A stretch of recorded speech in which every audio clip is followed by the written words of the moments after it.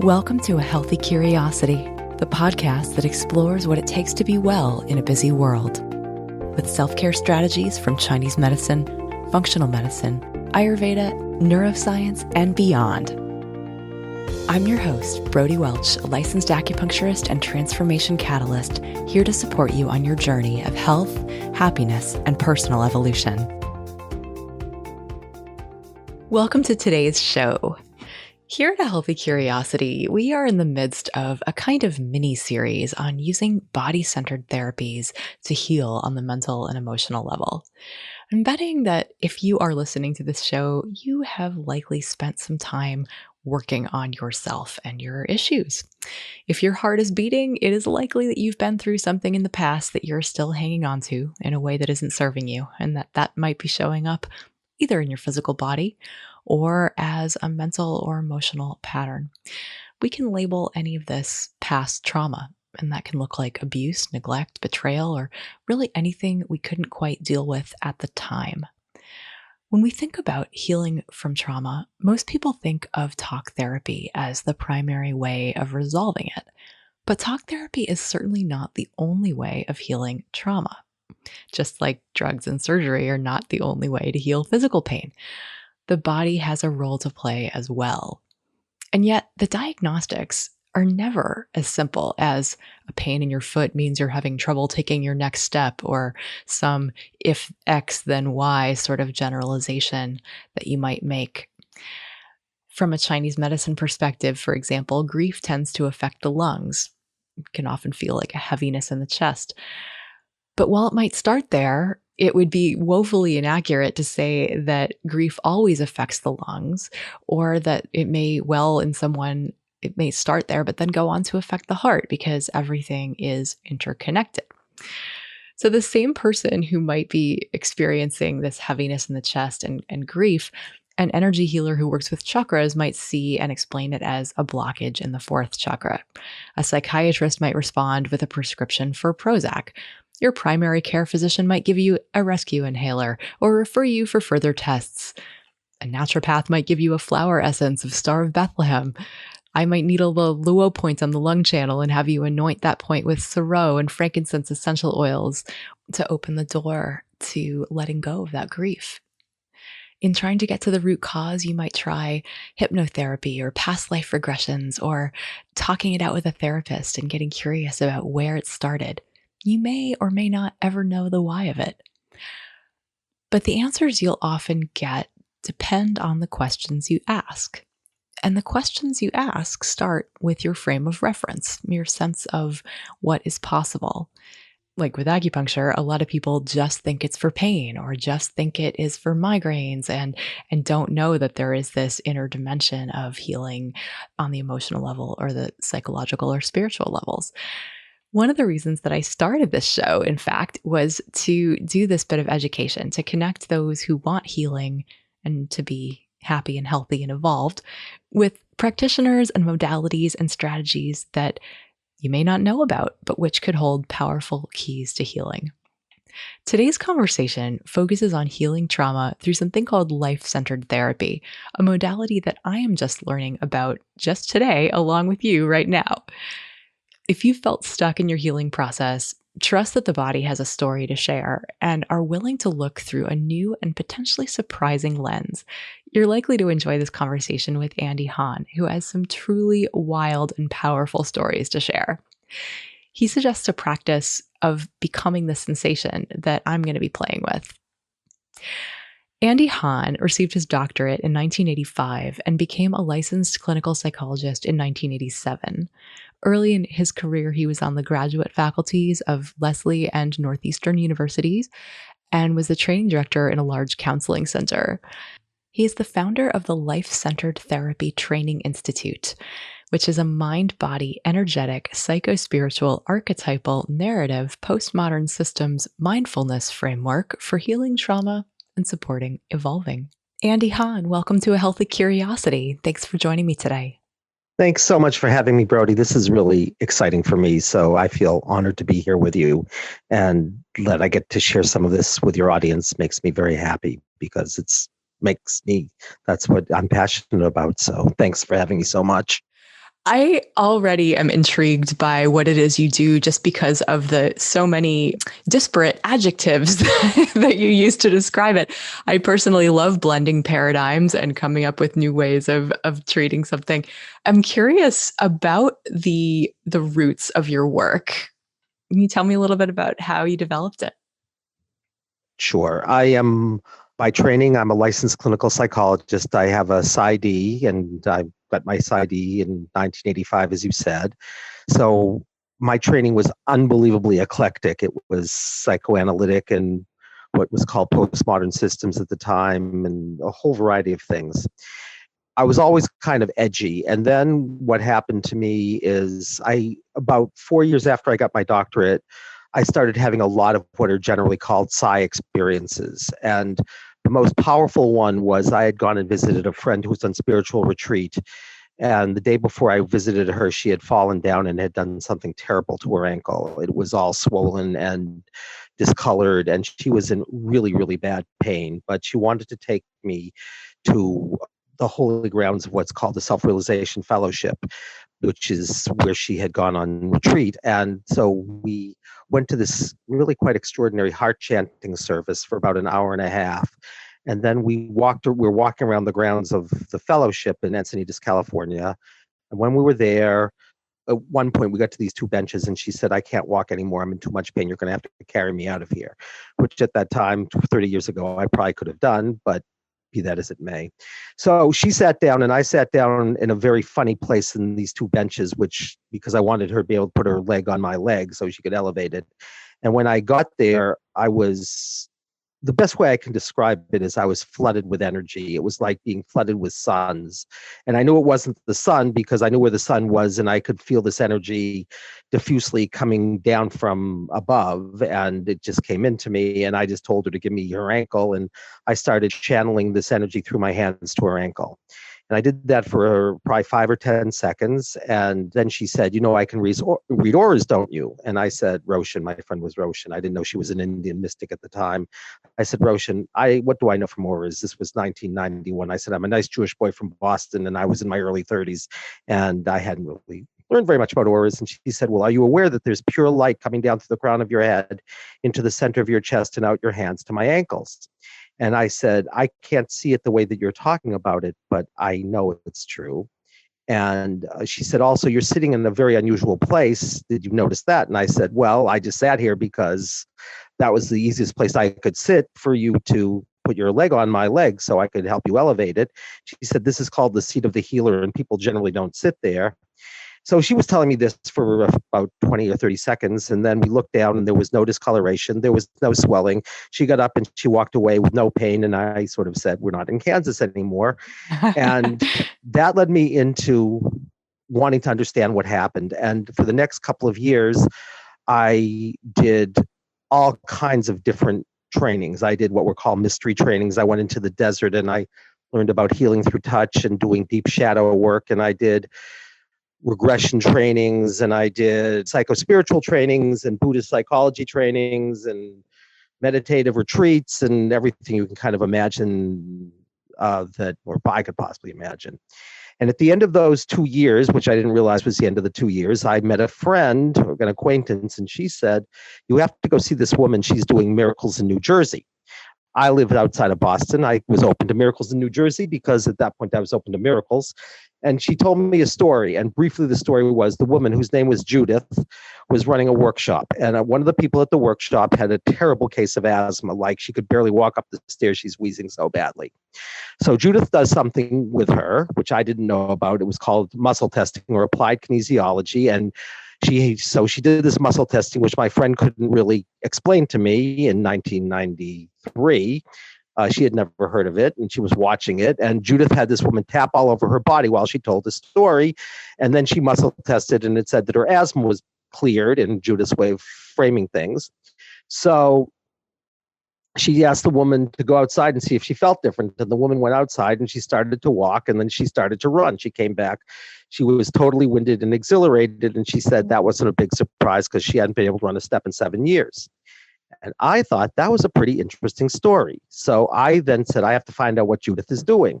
And it turned out that Judith lived 10 miles away from me outside of Boston. And I found out what she was doing. And she was just starting to train people. And I became the first licensed psychologist who ever did her training. And Judith knew essentially nothing about psychology. She had a doctorate in neurobiology, and she had gotten interested in brain function. So she had studied neurolinguistic programming, and through that she found a woman named Mary Louise Muller, who was a spectacular craniosacral therapist, and she found Roger Callahan, who was one of the first people who put together acupressure and psychology.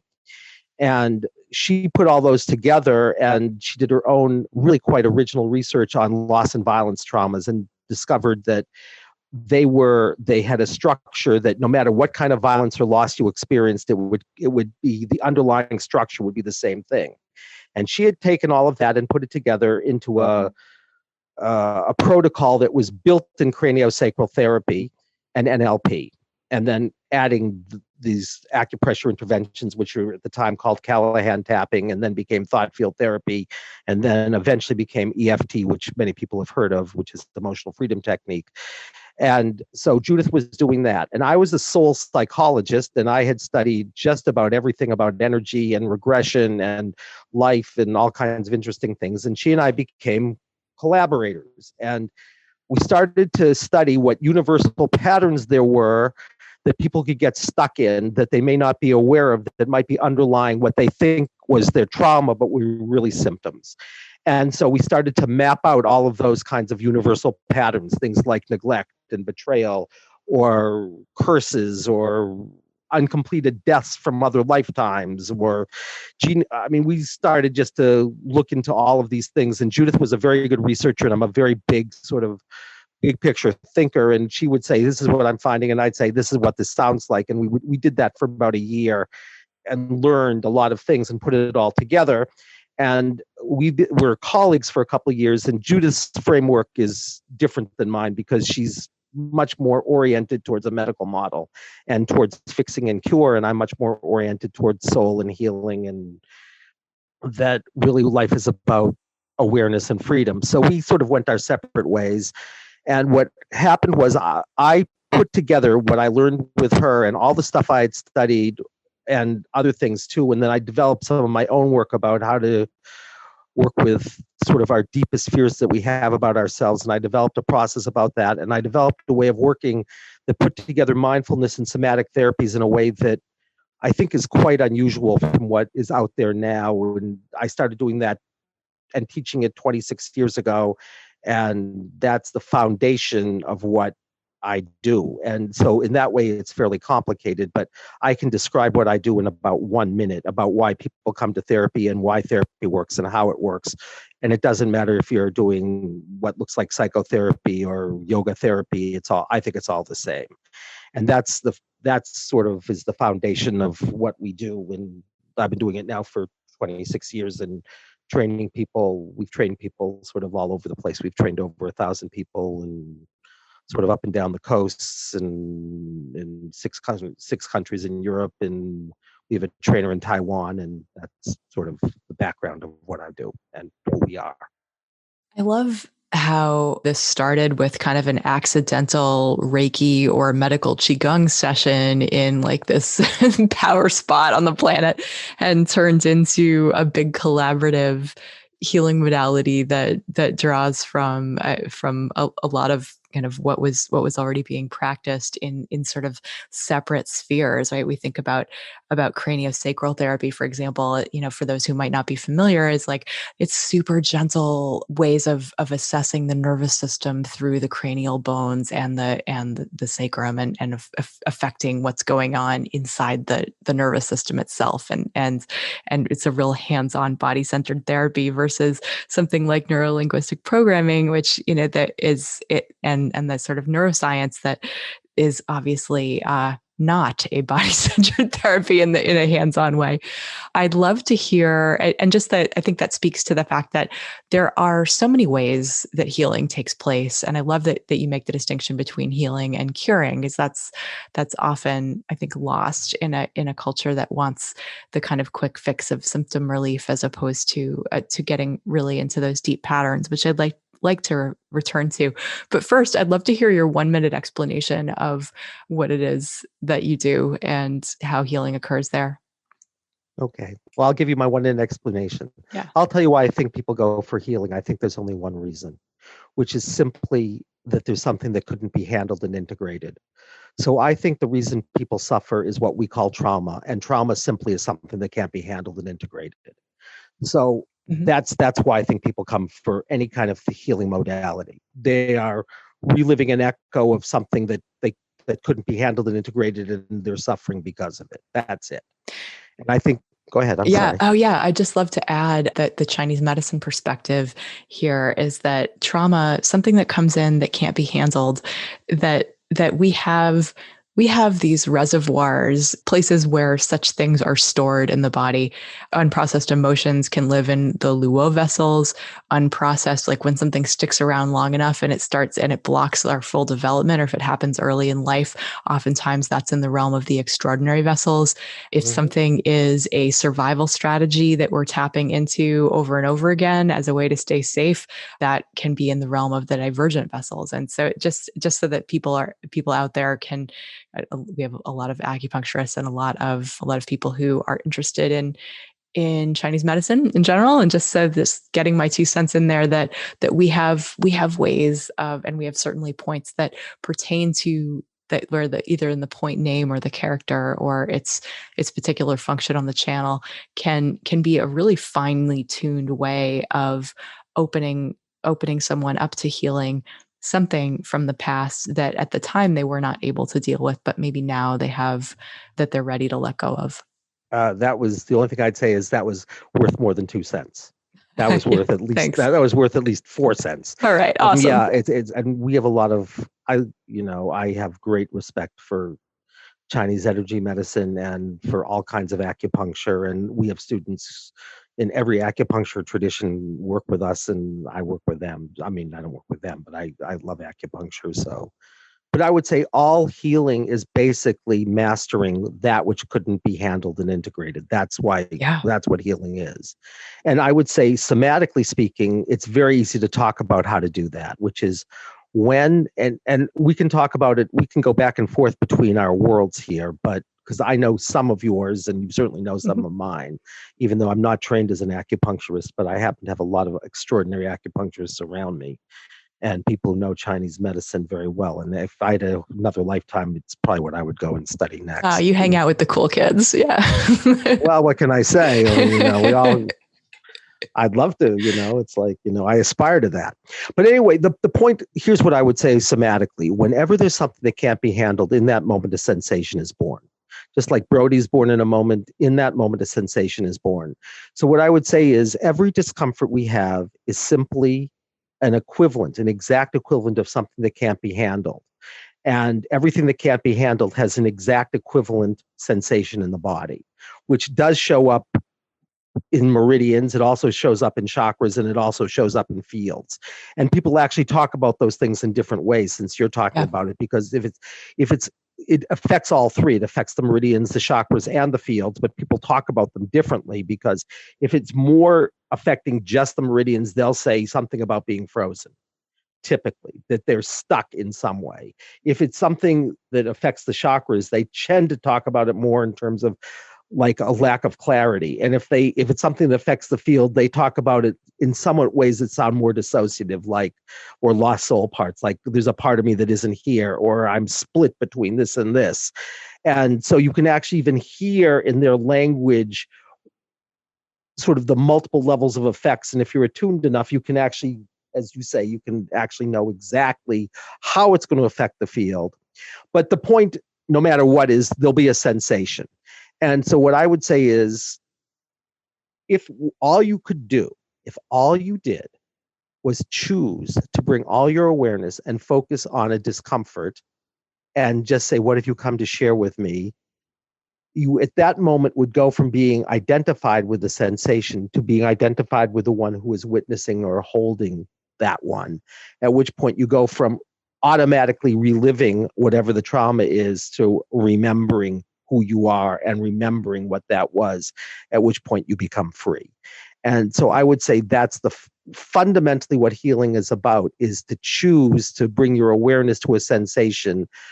And then if you have any witness function whatsoever, whatever happens next will be the sensation sharing its story. And you're just going to be in this actively sort of receptive place. And then you go from, as I say, being the one who is automatically reliving it without awareness. And so you're a slave to it in a sense. It runs your life, to being saying, the one who says, oh, that's what happened to me. And I can choose to experience it while I can simultaneously choose to be in relationship with it, which from my point of view transforms everything. And since it's happening in the here and now, you can't re-traumatize yourself. It's impossible, because you're not regressing. You're just being with someone who's here right now, and all you're doing is witnessing it.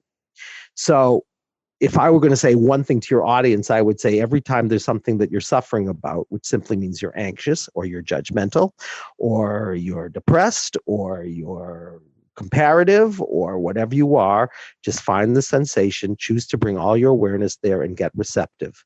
And it will begin to transform if that's all you did. And every discomfort you have in your body, if you just chose to bring your awareness to it, you would find something that was stuck. And just the act of that level of awareness frees you, in my experience, having done this for 26 years. It certainly changes the relationship that we have with our symptoms, right? As opposed to seeing them as enemies or something that we wish didn't exist. If we really choose to get curious and aware of what's going on, tuning in and letting it speak to us, that's a very different framing. Profoundly different, because as you say, then just the symptoms that show up and the sensations that are associated with them are an invitation to remembering who we truly are so we can be free. So I think exactly. I mean, from our personal point of view, they stink, but from a deeper point of view, they're like beings that are bringing us home. And so, yeah, I think what you say is exactly right. And obviously you're very wise about these things, or it seems to me to be that you are, and you have a great understanding. This episode of A Healthy Curiosity is brought to you by the Classes and Meditations page at brodywelch.com. Healing trauma and letting go of stuck emotions requires paying attention to what's arising in the body. And there's no better way to practice tuning into your body, breath, and what's occurring at subtle levels beneath the surface than Qigong. My 12 Treasures Qigong class teaches you to tune into your own energy and learn how to flow with it. You'll learn a 20-minute meditative practice that moves energy in a powerful way. You'll also get familiar with the functions and energetics of different organ systems and how they relate to the emotions, because when you understand the why behind a practice, you're much more likely to actually do it. Visit brodywelch.com and head over to the Classes and Meditations page. Look for 12 Treasures Qigong, or for a deeper dive into Chinese medicine theory, check out Basics of Chinese Medicine. For a discount at checkout, enter the code FRIEND of the POD over at brodywelch.com. Brody with an IE, Welch with a CH. And now back to the show.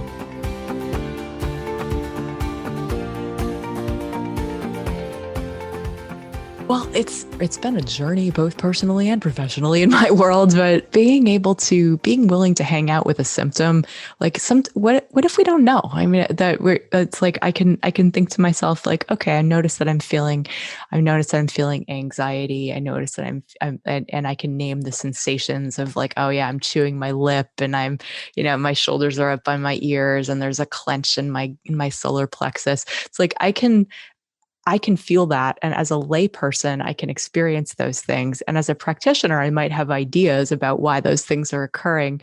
Where do you go with that? Like when someone has identified what's going on, but maybe they don't necessarily maybe they feel like they're too dense to understand what their body's trying to tell them, or like that. How do you help people with being able to make meaning out of what they are noticing? It's simple. I don't ask them. I have them become the sensation, and then whatever happens next is the answer to that question. One of three things will happen as soon as you bring all your attention and choose to focus there and become the sensation, literally become it. Either you will start to relive what happened, so you'll be kinesthetic. You will have images, so you'll be visual, or you'll have a felt sense of knowing what it is, like you're reading a novel, at which point you're auditory. So what you think of what they mean doesn't matter to me. It'd be like if someone else was in the room and I said, "What's going on with Brody?" and Brody was saying, "Why don't you ask me?" So in that way, it doesn't matter what Brody believes about what those things are. I would say, Brody, become them and be them, and then just whatever comes to you is what they've come to share with you. So in that way, it's not person centered at all, because Brody doesn't have a problem. Sick to stomach has a problem. Tight throat has a problem.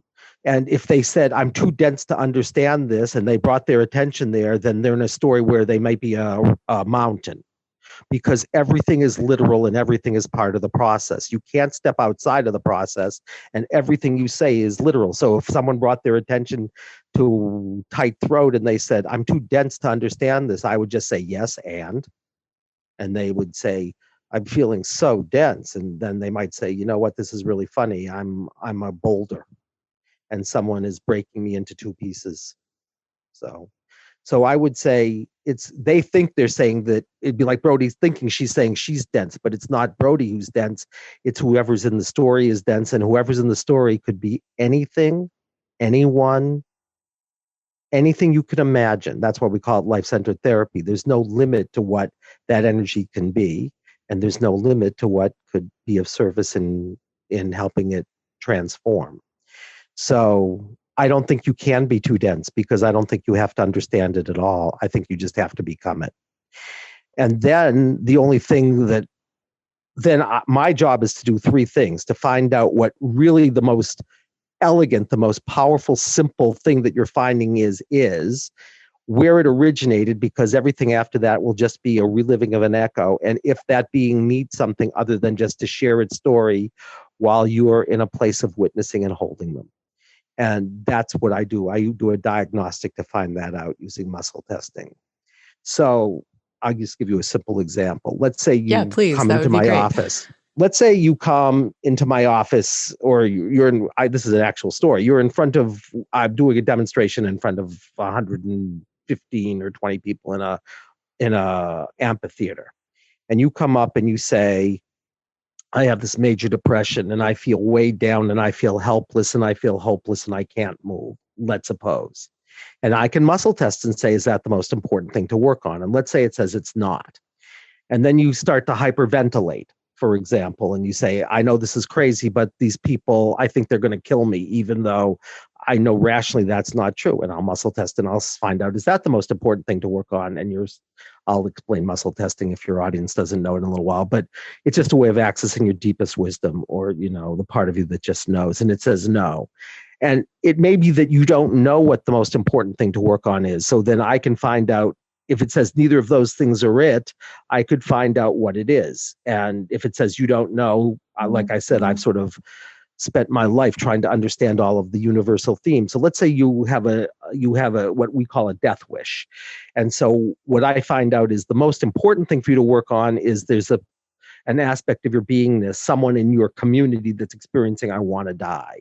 And that your major depression that you call "I feel weighed down, helpless, hopeless, and I can't move," and you're feeling like these people are going to kill me, so like you have terror of being in front of a crowd.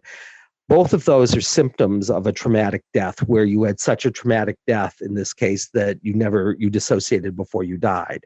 So instead of having you drop into your depression and say, "What's happening in your body when you feel this depression?" I have you drop into your body when you really allow a part of me wants to die. And then you have this terrible pain in your neck.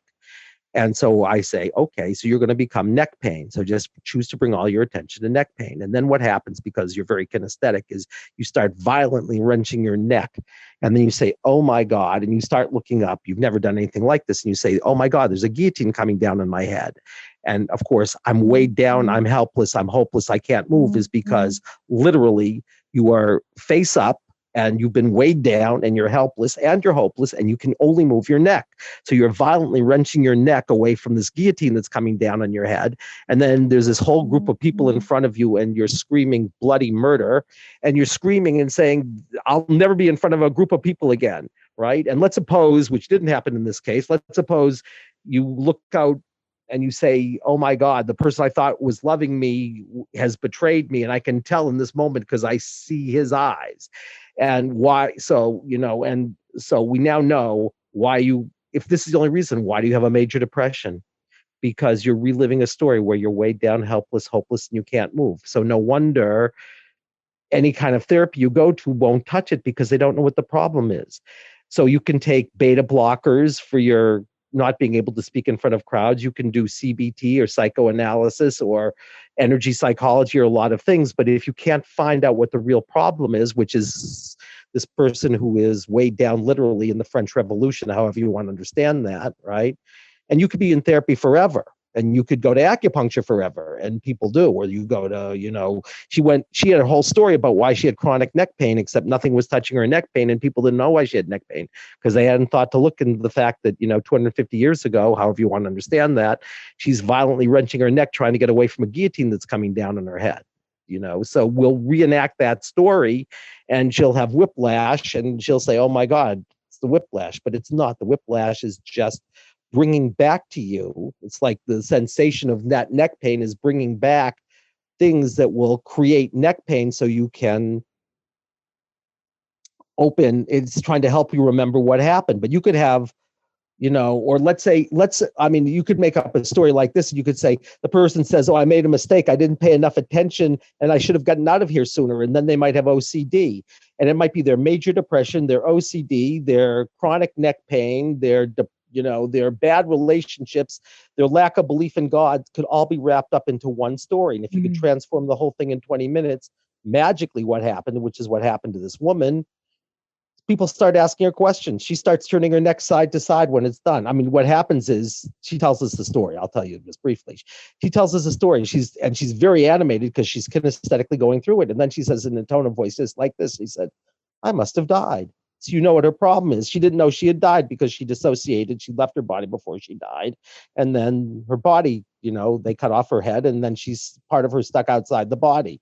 So that part would know that she died, would know that it died, but would never have experienced dying. So it wants to die and experience dying. So of course, she lives out that story 250 years later and has been in therapy forever in this lifetime and has done all kinds of things, but no one ever thought to the possibility that, she was in a story where she had a traumatic death and that it was a story that we call karmic as opposed to genealogical.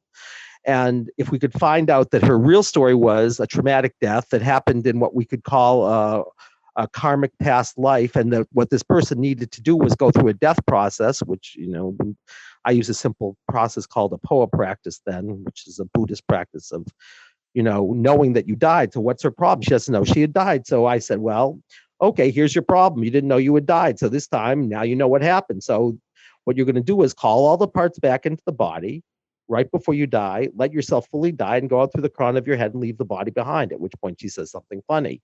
She says, which one? The energetic one that's on the top of my head or the one that's rolling down the hill? And then she said, that got a laugh. And then she said, I know which one. It's the one on the top of my head. And she goes out through the crown of her head. She looks up. She says, I see this light. She goes to the light. She gets this beatific smile on her face. And she says, I'm done. And so I said, well, okay, great. So she starts talking to the people who are there and they start asking her questions and they're in an amphitheater and she starts turning her neck side to side. And she said, this is really strange because I'm feeling no neck pain and I have full range of motion in my neck. And I don't have range of motion in my neck. And if I did this, I would be screaming because the pain would be so excruciating, but there's no pain.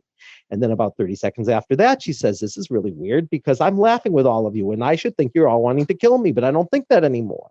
And then she says, this is really weird because I don't feel weighed down anymore. I feel light. I feel hopeful. And she had been screaming at God. And she goes to these behavioral medicine conferences and spiritual psychology conferences. This was, over 20 years ago now, but, and she said, but I never felt the presence of God. And she said, I can feel the divine here right now. And that all happened in 20 minutes. And I saw her the next year at the same conference. She came back and she said, basically, it all held. And I can't tell you how many different kinds of things she had tried to do to take care of those different problems. And if you had told me in graduate school that someone would come in with chronic neck pain that no one could understand, fear of crowds, major depressions, and a sense of profound alienation, I would have said, I don't know what to do with that. But it all transformed in 20 minutes because she became the sensation and she found the story and we helped that person and then it was all done. And since all of those experiences, all those symptoms were in that case only related to that one story, which is unusual, she got something that for her was a total miracle. Now, not everything works like that, of course, because sometimes you can have one symptom, it can have 20 layers to it. But when it looks like, several seeming symptoms that have nothing to do with each other are all unfolded into a deeper theme and you transform it, you can have things that really look biblical. And I don't care if they're big miracles or little miracles, because every time you do it, it's all the same thing. And that's essentially what we do. So that is first of all, thank you for relating that story. I think that really helps give a sense of what the work you do is all about. And certainly it's the kind of thing where that what you find definitely depends on the lens that you're looking through. And so in this case, yeah, like without having a practitioner who's willing to look at the possibility of a past life trauma, she wasn't going to get to the root of the things that she's experiencing in the present. I'm curious, if what was that a framework? Was that something that she had already a belief system around, or was that because I'm sure there are some people listening for whom like past lives fits right in with what they believe, and other people for whom that falls outside the realm of possible. She was agnostic about it, but what I'd say Mm-hmm. is my clients' belief systems are none of my business. So if you say, forget it, past lives, forbidden, I'll say, great. Do you ever dream? People cop to dreaming. I'll say, fine. Something terrible happens to someone in one of their dreams. Who do you suppose created the dream? They'll say, well, probably me. Well, I'd say, well, just think of this as an undreamed dream. But what it's saying is that the most powerful place you can go right now is not literally something that happened to you when you were 6 months old or in the womb. It's in a dream. And, the dream might be about your blood ancestors, or it might be about something. You ever have people in your dream that you don't know who they are? At least people generally say yes. And I'll say it's one of them. And if they don't like undreamed dreams, I'll say, okay, how do you feel about myth? And people will say, well, I know about myths. And I'd say, well, we all have myths. I mean, the Greeks had all these myths. Well, who created the myths? It was the people. And look what the things that happen in these stories. They're like horrendous. Well, you could say it's a projection. If you don't like that, I'll talk about play therapy. If you don't like that, I'll talk about imagination. I'll find whatever makes you happy, because you're not coming to me for anything philosophical. And if you need to find a story of an extraterrestrial implant and that's why you have tinnitus and you don't have hearing, I'll find a way. If you believe in the possibility that aliens could come down and put an implant in you and operate on you and abduct you, I'll say, great. If you don't, I'll say, well, have you ever felt in your life like something sort of like got inside you and you couldn't do anything about it? I'll find language that works. And I'll find a story with you that you can understand it literally, symbolically, spiritually. It doesn't matter, because if you have tinnitus and you find out that an extraterrestrial put an implant in your ear, whether you believe in it or not, which believe me, the person I'm telling you about did not, but your tinnitus goes away and your hearing comes back in your ear when you've been deaf in the ear and you've had ringing in your ear, you're probably not going to care whether it's literally true or not. But if you want to care, I'll say, well, there's an interesting book called Abduction by John Mack, if you're interested. But that's not why you're coming to me. You're coming to me because the ringing in your ear is driving you crazy, right? So my job is to be able to say, I can talk to anybody. And my job is to open to every possibility of what could be a place that what could not be handled, and every possibility to what it is that could be of service in the healing of that. And the most powerful practice is just awareness in a high vibrational field, because as soon as you choose to become the sensation, you are choosing to face the thing that couldn't be handled and become it while witnessing it. And then whatever happens happens. It's like, because you're already free. And if I can point you in a direction and it says, look, however you want to make sense of it, your tinnitus is a story of, like, really of something stuck in your ear, and you can feel the dense energy in your body, even if you're an engineer. You may not believe any of this stuff, but you might then say, oh my God, I'm saying out to the world, I'm about to hear some news and I don't want to hear it, and I'm praying not to hear it, and suddenly this weird being is putting something in my ear and I'm getting buzzing and I don't hear the thing. And then I say to them, I know what I'm supposed to do. I'm not supposed to ask him to, like, get the thing out of my ear. So he asks this being to get the thing out of his ear. The being melts the rod that's in his ear, and suddenly he doesn't have tinnitus anymore. Now, I don't care whether you think that's literally true or symbolic. It doesn't matter, because we're looking for the most powerful, simple story that will transform whatever it is you're stuck. And we have to know what the problem is, because if you don't know what the problem is, you can't solve it. We have to know where it originates, and we have to know what the best thing to do is, if just finding the story while you witness it isn't enough. And in that case, he knew what the best thing to do was. He asked he asked this weird looking being to melt the rod, and the being said, oh, we never took it out, did we? And no, I did. That's not my story. That's my partner. I have a spiritual partner, and I run this with. That's actually the story. That's the story that came out of one of the sessions she did, but it's just came to me right now. So it's like, so I don't care what you believe. Yeah. Okay. So it sounds like you're able to meet people where they're at in terms of their belief system, and that in this process of exploring the somatic sensation, you can help people sort of be in the story and change the ending so that they're no longer experiencing what they had Sometimes they been. change the ending. Sometimes they don't have to change the Okay. ending. Sometimes just becoming aware of the story, because if you're somatically aware of the story, that you may not have to change anything. You just may have to say, oh, that's what happened. And that awareness is enough to like that was my next question, is it enough to understand where something came from in order It's for not.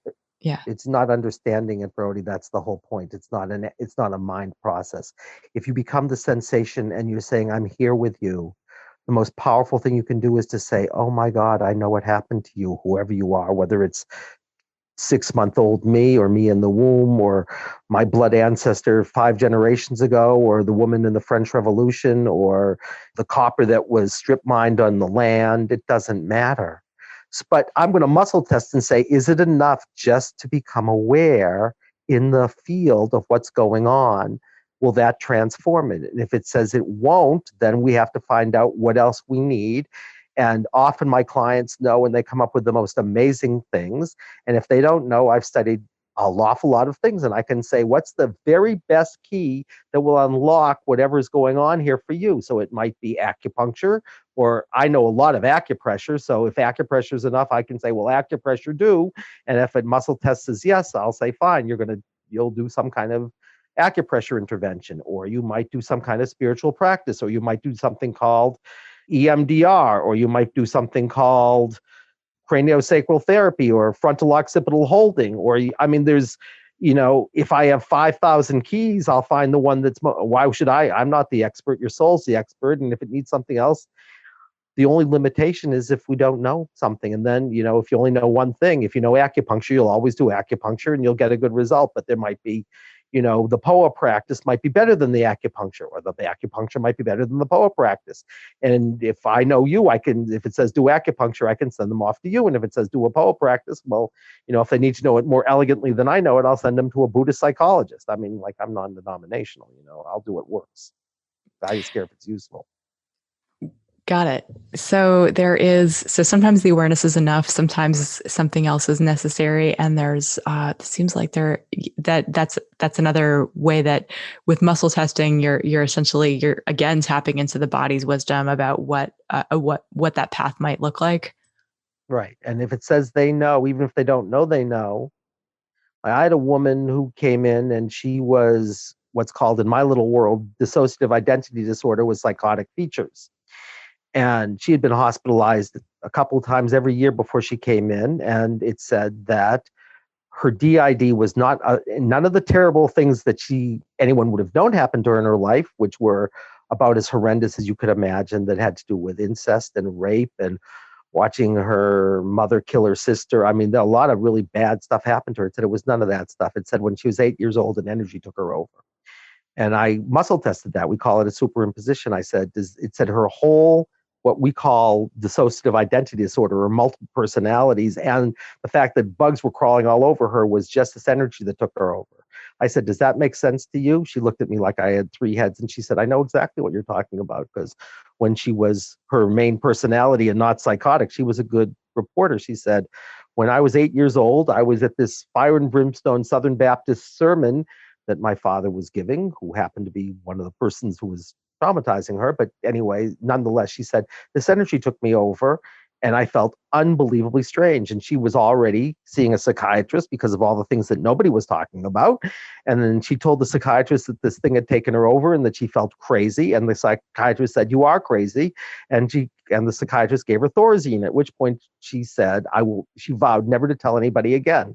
And then over 30 years later, I muscle tested and said, does it make sense to you? It says that what's here is what we call a dark superimposition, this energy that took you over. She said, I know exactly what you're talking about. So we felt we had her feel what that was like in her body. She went back to age 8, not becoming the dark superimposition, but her as this little girl. She feels it taking her over. And then it says she knows what has to happen. And she starts to do this dance in my office. She was 1/16 Native American. She was just getting interested in this stuff. And it says she knew what to do. And she starts doing this dance that was like extraordinary, because she was doing something that looked like a combination of a Native American dance and the flower of life at the same time, with this extraordinary beat. And this woman didn't know anything about dancing. She was being danced. And she does this for about a minute, and she looks at me like, what am I doing? And then about another minute later, you could feel the room kind of shake if you're attuned to those things. It gets later. She says she's done. And she was never hospitalized again. And I actually saw her. We ended up at the same medical office 25 years later, because I'd lost track of her. And I said, how did things go? She said, I never end up in the hospital again. You've really seen some amazing and truly inexplicable things in your work. It sounds super fascinating. If people want to learn more, how do they get in touch? If they want to learn more, they go. If they want to get therapy with us, they can just go to our website. It's called lifecenteredtherapy.com, and they go to the section that's called About LCT. And we have a list of all of our certified practitioners, and pretty much all the certified practitioners work remotely. So I work with people all over the world, because I surrogately muscle test, if people know muscle testing. So you don't have to be in Boston, and we have a bunch of certified practitioners. If you want to train with us, we have a website just for our online training, which is called readyforamiracle.net. That's readyforamiracle.net. So you get the whole online training, and then I mentor you, so we have all these students, and I talk with them a couple times a week, which is really fun. So, because we're not doing live trainings right now, because there's other things going on, obviously. So Yes, I'll make sure that link is in the show notes for people to reach out. Andy Hahn, thank you so much for joining me today and for sharing the work that you're doing in the world. I got to tell you, Brody, it's been a total pleasure talking with you. I mean, I look for fellow travelers, it touches my heart, and you get it. And I mean, well, who am I to say, but that's my subjective impression. And it just emanates from you. So it's been a total joy. So thank you. Thanks for listening today. To check out the show notes, get on my email list, or drop me a line, head to brodywelch.com. That's Brody with an IE and Welch with a CH. I'd love to hear from you. If you learned something new or feel inspired to try something different in your life, I'd love for you to pay it forward by sharing this episode with a friend who you think could also benefit and give them a reason to listen. You'll be helping to create a world where we encourage each other to embody self-respect. Till next time, be good to yourself.